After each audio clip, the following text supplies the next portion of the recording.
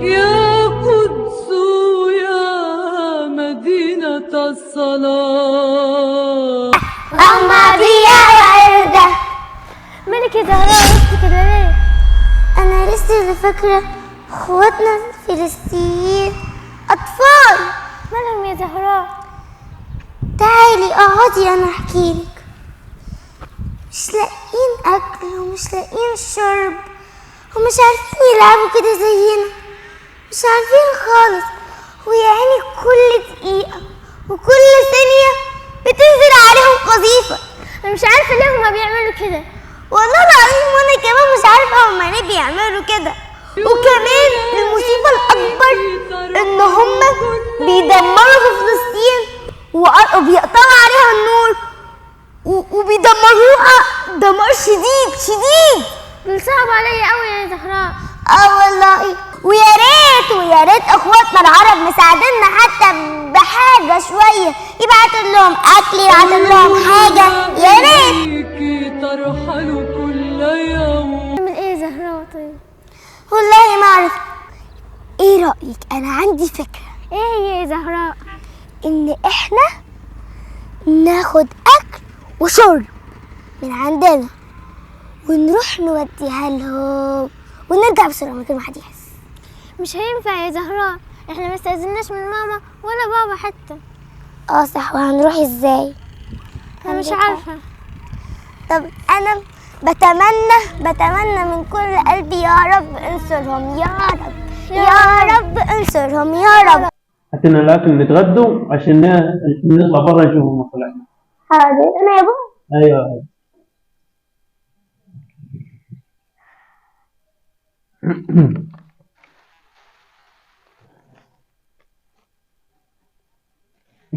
اتفضل يا بابا. يلا يا ولد، يلا يا ولد، قرب. يلا يا أولاد، يلا.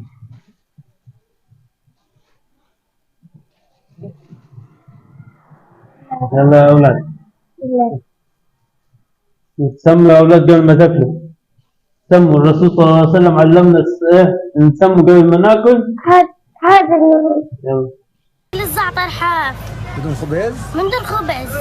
طب وايش كيف بابا بيجيب لك الاكل؟ بابا الجنة. جوعنا متنا من الجوع. 14 من دون أكل. كله.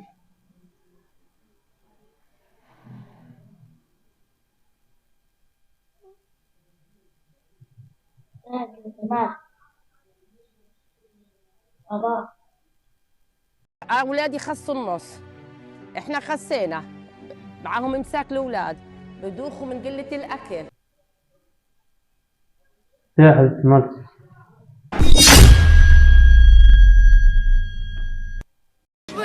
جوعنا متنا من الجوع. 14 من دون أكل. طيب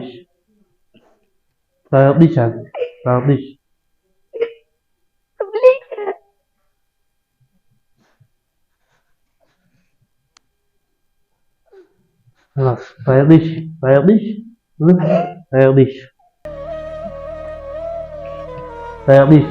ربنا ينصرهم إن شاء الله. عارف صلاح سميتك ليه صلاح الدين. ليه يا بابا؟ أنا سميتك صلاح الدين يا زهراء عشان أحرر الأقصى. يا حاجة شأن عظيم جدا. أنا أتمنى الصراحة. إن شاء الله. إن شاء الله في المستقبل يبقى ليه شأن عظيم والعالم كله يتكلم عنه إن شاء الله. زي صلاح الدين. إن شاء الله يا بابا. أنت أخته. احنا ليه شأن عظيم جدا وأعمل حاجة فلسطين. أكيد طبعا أخته طبعا هتساعده وهتقف في ظهره. عندك حق يا بوي. إن شاء الله يا زهرة. إن شاء الله. إيه؟ أنت تقف في ظهر أخوك صلاح الدين. إن شاء الله. تقف وراه وتحمسيه على طول. طبعا يا بوي طبعا. إن هو يحرر الأقصى. ده أنا خليه يحرر الأقصى وفلسطين وكلهم يا بوي. يحررهم من أيدي الصهاينة الكفرة. عندك حق يا بوي والله مش عارفة هيوصل لغاية فين. ان شاء الله يحرر الاقصى، وان شاء الله الصهاينه والكفره يطلعوا من ارض فلسطين وفلسطين تعيش حره. يا بابا تفضل. هو ليه الإسرائيليين بيقتلوا الفلسطينيين والأطفال؟ ليه بيقتلوا الاطفال؟ هم عاوزين ياخذوا الارض. اعتقدين ان ارض فلسطين ارضهم عندك حق ومش ارضهم. عندك حق. هو أنا كمان عندي حاجة تانية، قول. إن هم عايزين ياخدوا فلسطين معتبرين إن هم كده ينتصروا، لكن لا، فلسطين هتهزمهم، وفلسطين هي اللي هتطلع الأولى والطباع بأدم. صح يا أبوي؟ صح صح ان شاء الله ان الفلسطينيين هم اللي هينتصروا في الاخر، وان شاء الله الصهاينه واليهود هيطلعوا من ارض فلسطين.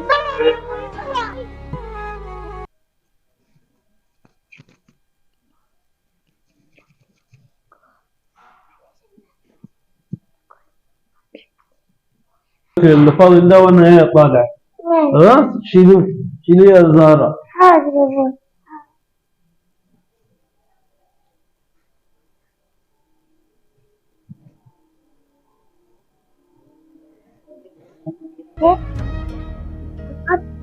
الأكل ده مسكين عشان احنا لاقيين ناكل، لكن هم لا، احنا هنساعدهم. يلا بينا.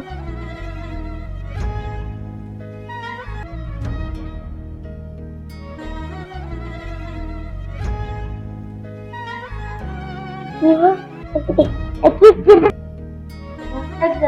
كده هيوصل. طبعا. طب ما احنا لما شافوا قدام اللي هم بياكلوا فكده هيوصل لهم الاكل. والله لا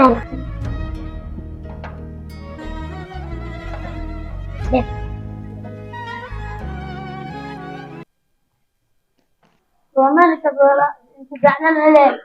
عشان جعانة جدا. وما كلتيش ليه يا زهراء؟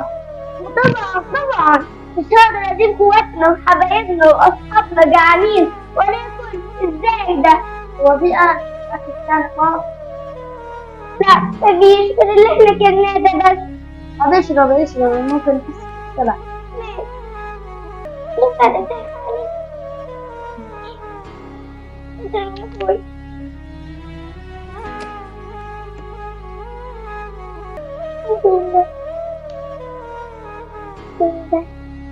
السلام عليكم يا اولادي. عليكم السلام يا بابا. بتاع التلفزيون يا صلاح الدين.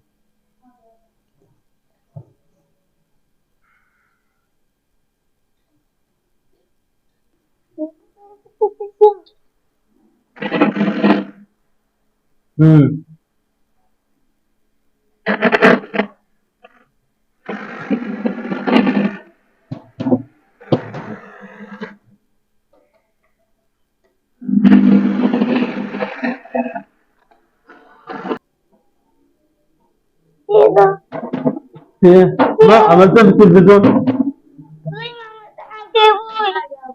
انتوا الاثنين عملتوا في التلفزيون؟ مش حاجة. ماشي خلاص باص.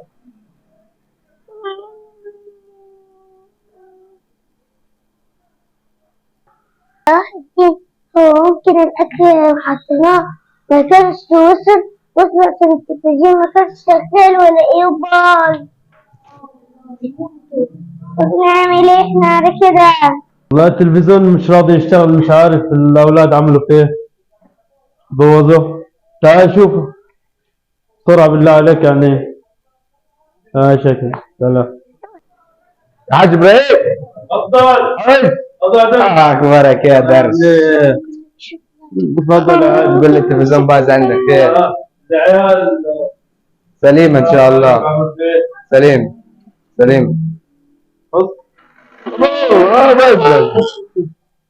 عملتوا في البت دي شقية، انا عارفها البت دي. الواد ده صلاح الدين. شقي والله العظيم. طلع المينا شقي هذا. حتى بكر الغلبان. شوف يا عم والله ايه ايه ده يا حاج؟ هتاكلوا في التلفزيون ولا ايه؟ شكلك جعان التلفزيون ولا حاجه. ايش اقول لك ايش جايه؟ هتاكل في التلفزيون ولا يا بنت؟ خدي رغيف العيش، خدي ابا ده في بيض هنا كمان والله في بيض. امال انت نسيتي تاكل عطيتيهم في تضرب في سمنه ولا حاجه ولا زيت شو؟ ده في كمان سرنجات ولا ايه؟ انت هتقبل من العيال السرنجات هنا ولا ايه؟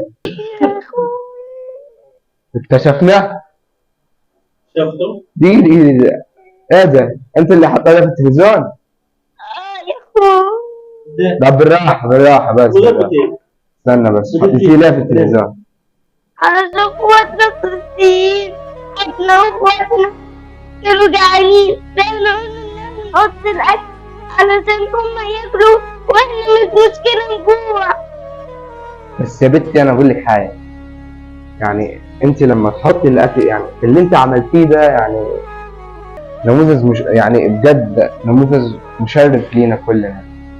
بس يعني انا فاهمك حاجه، ده جماد واللي بيظهر ده قدامك ده صوره، فان انت لما تحطي الاكل في التلفزيون عمره ما هيوصل لك. عارفه يا زهره لو في زيك 5 6 7 في العالم كانش حصل في اخواتنا الفلسطينيين كده. عندك حق والله. لو في ناس فعلا زيك كانت بتقدر الناس تقدر توصل لهم الاكل والشرب والمعونه. لو العرب كلهم زي لحد دلوقتي بقوا اضعف شعب في العالم، بس هم انا اقول لك هفهمك حاجه، هم مش اضعف شعب في العالم، لا هم بيحتموا بسلاح مش مع اي حد، سلاح اسمه ربنا هو اللي هينصرهم. ربنا هو اللي هيجيب لهم حقهم من الصهاينه اللي خدوا اراضيهم واللي استولى عليهم واللي كل يوم والتاني بيقصفوا اهلنا في فلسطين. انا مبسوط بيكي جدا يا زهراء، واتمنى ان كل اطفالنا يبقوا زيك. انت حسستوني النهارده ان انا نجحت في تربيتكم، ونجحت ان انا عرفت اربي اولاد زيكم، صلاح الدين وزهراء. تسلم البطن اللي شالتكم يا عيال، تسلم البطن اللي شالتكم. يا ريت كل الناس زيكم، يا ريت كل الناس متربيين زيكم واخلاقهم والطيبه. شوف مع انكم ناس على قد حالكم بس نفسكم تساعدوا اهلنا في فلسطين بلو حتى لقمه عيش باللي تقدروا عليه، عشان كلنا اخوه في الدين، كلنا ايه؟ اخوة في الدين واخوه في الوطن.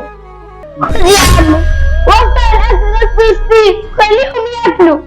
خذ يا عمو وفر الاكل فلسطين خليهم ياكلوا. دي امانه ليوم الدين، واللي انتوا بتعملوه ده نفسي كل اطفال العالم، مش اطفال العالم، نفسي كل رجال العالم يبقوا زيكم، والاكل ده هيوصل لاطفالنا في فلسطين.